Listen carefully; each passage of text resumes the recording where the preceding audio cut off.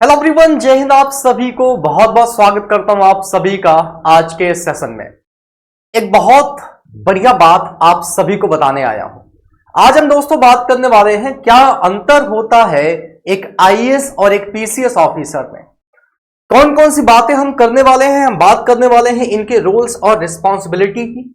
IAS का roles और responsibility क्या है, पीसीएस का रोल्स और रिस्पॉन्सिबिलिटी क्या है, अपॉइंटमेंट इनका कौन करता है, ट्रांसफर इनका कौन करता है, डिजिग्नेशन और प्रमोशन जो है वो दोनों का किस बेसिस पे होता है, सैलरी पक्ष और बेनिफिट इनके कौन कौन से हैं, इन मुद्दों पर बात करने वाले हैं।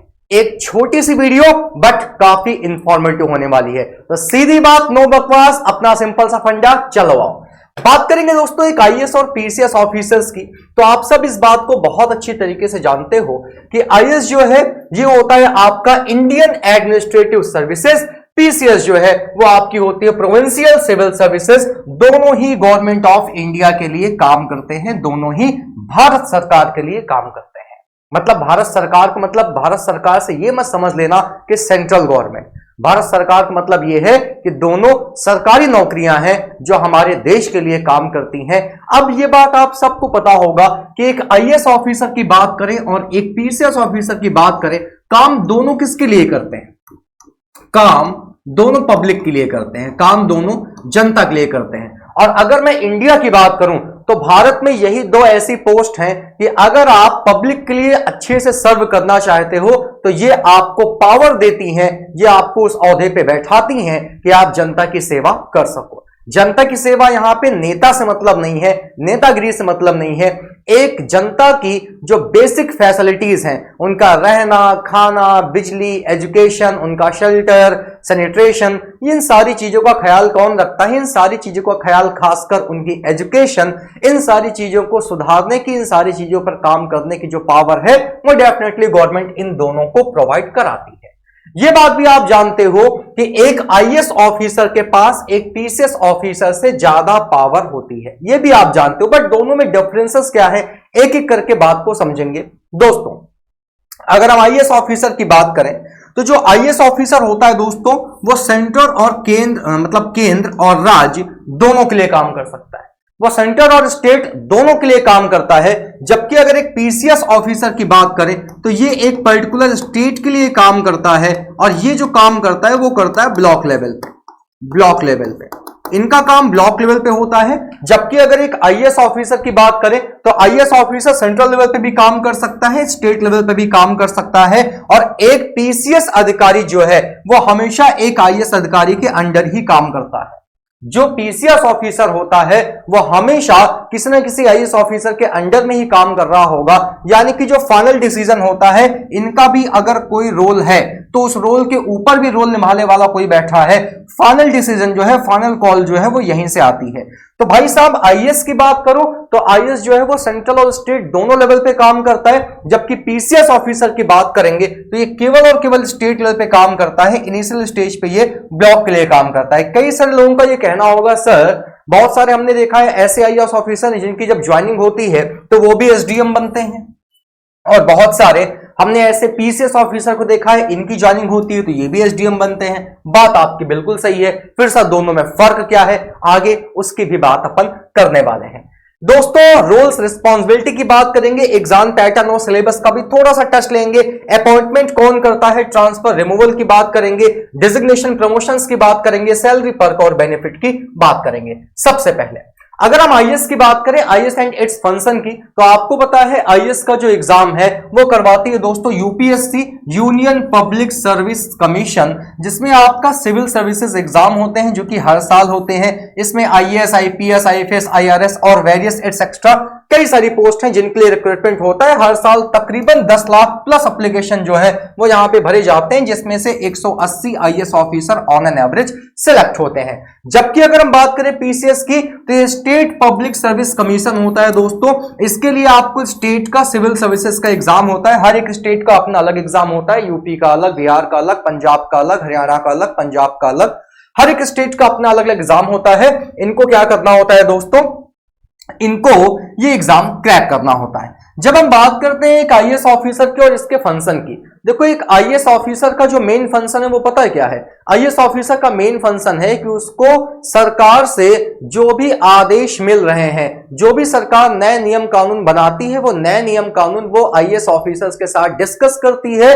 डिस्कशन के बाद उन सारी चीजों को जनता तक पहुंचाने का काम आईएएस ऑफिसर करते हैं। बहुत बार ऐसा होता है कि बहुत से मुद्दे ऐसे भी हैं जिन पे सरकार जो है वो आईएएस ऑफिसर से कहती है कि आप मुझे इस बात को फ्रेम करके बताइए कि इस काम को कैसे करना सही रहेगा। सरकार भी आईएएस ऑफिसर से सलाह लेती है कि इस पर्टिकुलर टास्क को कैसे एग्जीक्यूट किया जाए। लेकिन अगर हम यहीं पे बात करें एक पीसीएस ऑफिसर्स की, तो पीसीएस ऑफिसर का जो मेन फंक्शन होता है वो होता है जनता के बीच जाकर वो जो नियम कानून, जो नई चीजें इंट्रोड्यूस होकर ऊपर से आई हैं उनको बताना। कई बार देखा होगा आपने कि एक पीसीएस ऑफिसर लिए माइक खड़ा रहता है और जनता को जो स्कीम आती है सरकार की वो अपने मुंह से खुद बताता है। क्यों? क्योंकि पीसीएस ऑफिसर जो है ये दोस्तों ब्लॉक लेवल पे काम करता है। तो हर एक पीसीएस ऑफिसर की ये अपनी जिम्मेदारी होती है कि वो पर्टिकुलर जिस भी ब्लॉक में पोस्टेड है, सरकार की जो नई नीतियां और योजनाएं हैं वो अपनी जनता तक सही तरीके से वो पहुंचा सके।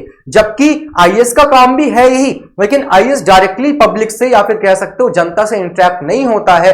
आईएएस ये चीज आगे फॉरवर्ड करता है पीसीएस ऑफिसर को, और पीसीएस जो है वो जनता के बीच जाके इन सारी योजनाओं और नीतियों के बारे में जनता को बताते हैं। अगली बात करेंगे दोस्तों रोल्स और रिस्पॉन्सिबिलिटी की। तो दोस्तों रोल्स और रिस्पॉन्सिबिलिटी में अगर हम बात करें तो काम तो यार दोनों ही पब्लिक के लिए करते हैं, बट मैंने आपसे पहले भी कहा कि एक आईएएस ऑफिसर जो है, आईएएस ऑफिसर की रिस्पॉन्सिबिलिटी और आईएएस ऑफिसर का जो औहदा है वो पीसीएस ऑफिसर से ज्यादा होता है। लेकिन कभी अगर ऐसा हुआ कि स्टेट का जो एग्जीक्यूटिव हेड होता है, जैसे कि हमारा चीफ मिनिस्टर, मुख्यमंत्री, किसी भी स्टेट का चीफ मिनिस्टर अगर किसी पीसीएस ऑफिसर को officer on special duty recruit करता है, बहुत बार आपने ऐसा देखा होगा कि सीएम साहब क्या करते हैं, किसी भी पीसीएस ऑफिसर को उठा लेते हैं और कहते हैं कि इनको स्पेशल ड्यूटी में लगाया जाए। तो जब जब किसी पीसीएस ऑफिसर को स्पेशल ड्यूटी पे लगाया जाता है तो उस समय उसकी जो पावर है वो एक आईएएस ऑफिसर से ज्यादा हो जाती है, वरना जनरली एक पीसीएस ऑफिसर्स की जो पावर है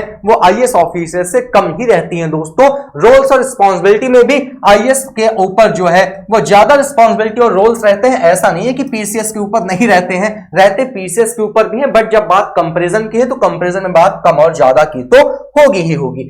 इसके बाद दोस्तों अगर हम एग्जाम पैटर्न और सिलेबस की बात करें, आईएएस की बात करेंगे, यूपीएससी एग्जाम कंडक्ट करवाता है। सिविल सर्विस एग्जाम आपका ये नाम होता है, सेंट्रल लेवल पे एग्जाम होता है, जिसमें टियर 1 में पेपर 1 जो कि जीएस का पेपर 2 जो कि एप्टीट्यूड सीसैट का पेपर होता है। मेंस में दोस्तों टोटल आपके जीएस1, जीएस2, जीएस3, जीएस4, ए से ऑप्शनल 1, ऑप्शनल 2 250 नंबर सबके।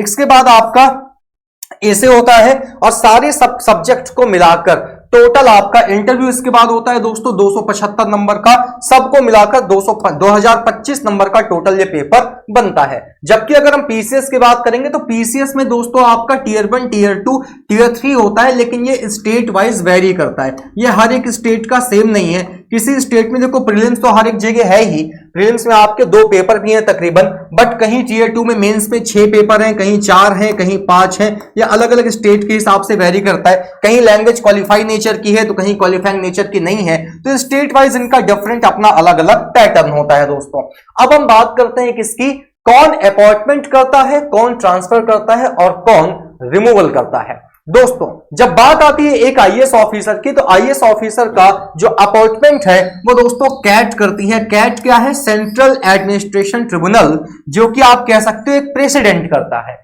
आईएएस ऑफिसर का अपॉइंटमेंट एक प्रेसिडेंट करता है, जबकि पीसीएस का जो अपॉइंटमेंट है वो दोस्तों उस पर्टिकुलर स्टेट का गवर्नर करता है, जो कि स्टेट एडमिनिस्ट्रेटिव ट्रिब्यूनल के अंदर आता है। आईएएस को कौन रिक्रूट करता है? प्रेसिडेंट, जबकि पीसीएस को कौन रिक्रूट करता है? गवर्नर साहब। ये जो आईएएस है ये हमेशा सेंट्रल गवर्नमेंट के अंदर काम करते हैं, जरूरत पड़ने पे इनको स्टेट लेवल पे भी काम कराया जाता है। जरूरी नहीं है कि हमेशा सेंट्रल लेवल पे ही काम करें, कभी सेंटर के लिए काम करेंगे तो कभी स्टेट के लिए भी काम कर सकते हैं। लेकिन अगर हम पीसीएस की बात करेंगे, ये केवल और केवल स्टेट लेवल पे ही काम करते हैं और स्टेट में भी ये ब्लॉक लेवल पे काम करते हैं दोस्तों।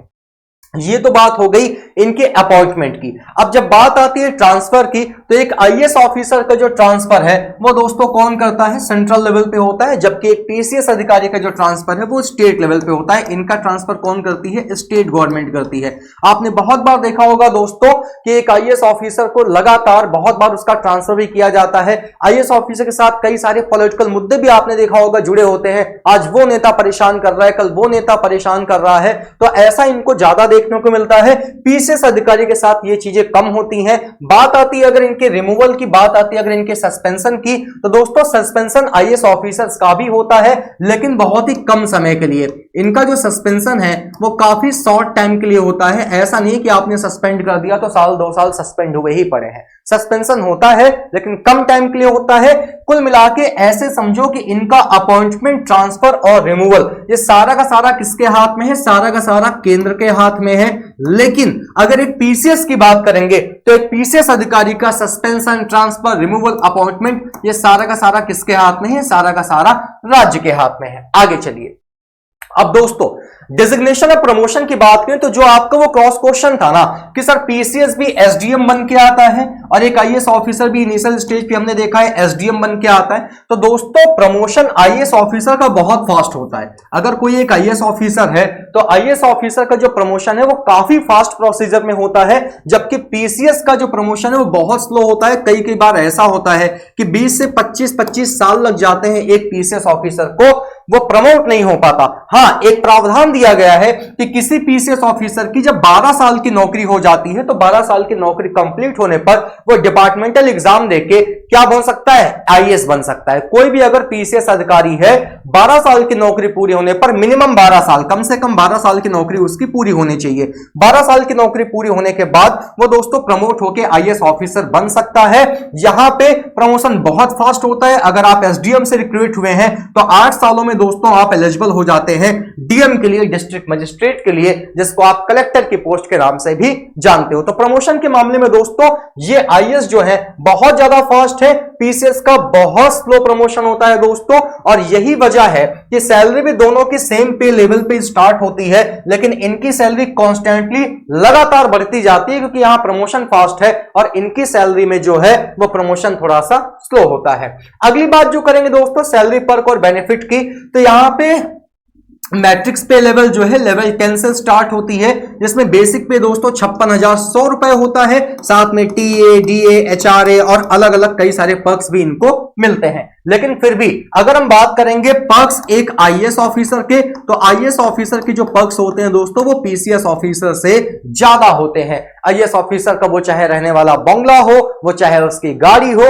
मतलब आप ऐसे कह सकते हो कि आईएएस ऑफिसर की जो पर्क्स हैं वो डेफिनेटली ज्यादा होते हैं पीसीएस ऑफिसर से। आज हमारी कंट्री में प्राइवेट सेक्टर में एक से एक बेहतर अपॉर्चुनिटी अवेलेबल है, हायर लेवल, हायर पेमेंट की जॉब अवेलेबल है। कई सारे ऐसे एग्जांपल भी आपको देखने को मिले जहां 1.5 2 लाख रुपए पर मंथ की नौकरी छोड़कर जो आज के हमारे यूथ हैं, जो युवा हैं, वो इंस्पायर होते हैं और कहते हैं यार चल यूपीएससी की तैयारी करते हैं, आईएएस ऑफिसर बनना है। तो दोस्तों इस वीडियो का मतलब ये बिल्कुल नहीं है कि मैंने आईएएस की बड़ाई कर दी। नो डाउट आईएएस जो है वो पीसीएस से ज्यादा तो होगा ही, ये तो आप जानते ही हो, बट मैंने बेसिकली ये एक्सप्लेन करने की कोशिश की है कि किन किन मुद्दों में ये आगे होते हैं, किन किन पॉइंट्स में ज्यादा होते हैं। इसका ये मतलब बिल्कुल नहीं निकलता कि सबको आईएएस ही बनना चाहिए, पीसीएस नहीं बनना चाहिए, ऐसा मेरा कोई मोटिव नहीं था। मैं बस आपको दोनों में जो डिफरेंसेस हैं उन डिफरेंसेस के बारे में बता रहा था। उम्मीद करता हूं दोस्तों ये एक छोटी सी वीडियो आपके लिए काफी यूजफुल रही होगी। ऐसे मजेदार वीडियोस और कई सारी हैं